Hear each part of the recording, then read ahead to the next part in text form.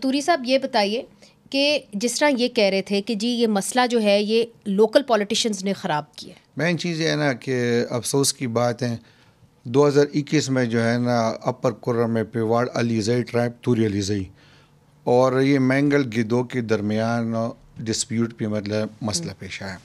تو اس میں تقریباً کوئی 15-20 لوگ جو ہے نا اس ٹائم پہ جو ہے نا قتل ہو گئے. اور ساتھ ہی ساتھ جو ہے نا پھر اس کے بعد اس ٹائم پہ میں ایم این ای بھی تھا, منسٹر بھی تھا.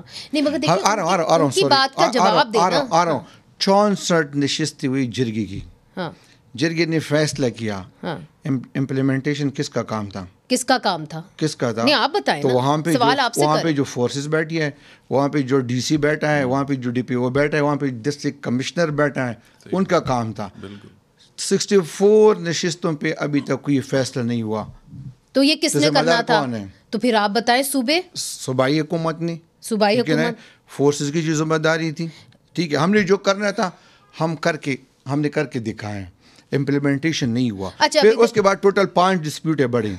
ٹھیک ہے, پھر اس پہ باقاعدہ وہ نہیں ہوا. اس پہ باقاعدہ انہوں نے لینڈ کمیشن مقرر کی. لینڈ کمیشن کس طرح مقرر کی؟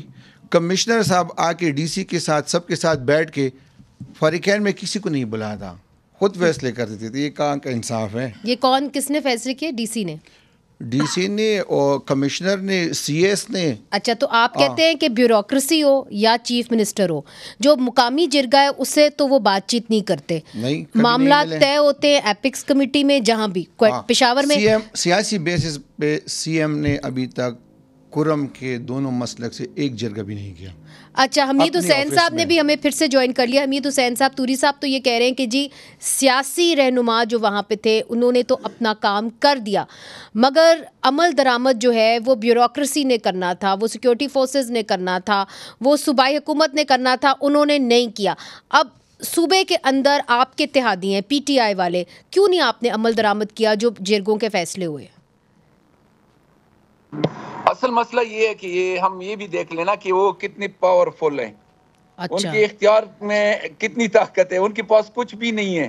اب آپ یقین کریں, میں ادھر ہی ابھی توری صاحب خود بھی ادھر تھے, اس کو خود بھی پتا ہے کہ جرگے میں کمشنر ہے یا ڈی سی صاحب ہیں, وہ خود کیا کر رہے ہیں.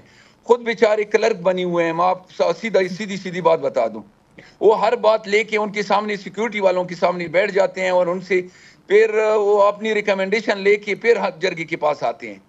تو یہ تو ہم کہہ دیتے ہیں کہ صوبائی حکومت یا ایڈمنسٹریشن کچھ نہیں کر رہی, واقعی نہیں کر رہی, لیکن ان کی مجبوریوں کو بھی دیکھا جائے نا کہ ان کی کیا مجبوریاں ہیں. اور دوسرا یہ آپ کہہ رہے ہیں نا, جیسے اس طرح کہہ دیا کہ دہشت گردی نہیں ہے.